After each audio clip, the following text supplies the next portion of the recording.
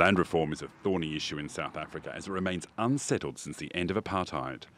Now the government plans to expropriate land that is currently owned by white people without compensation. We have no reason to believe that any country would impose sanctions on South Africa for any actions that we take, actions that are constitutional, that are lawful and consistent with international law.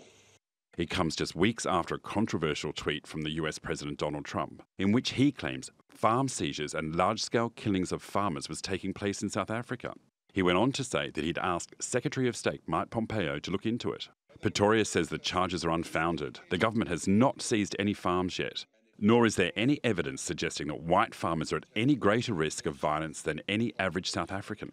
So South Africa has to keep on educating those who are interested in our affairs and explaining things to them. That is our task as a government and as a nation.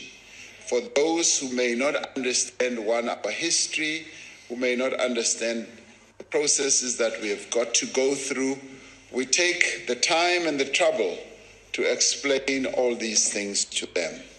In South Africa, white people make up just 9% of the population and own 72% of the farmland. It's estimated that only 10% of commercial farmland has been redistributed since the end of apartheid in 1994. The Natives Land Act of 1913 restricted black people from buying or even renting land, leading to forced removals of black people from their own farms. And more than a century later, the issue still haunts the country and poses one of the biggest challenges to the government. Craig Vermay, TRT World.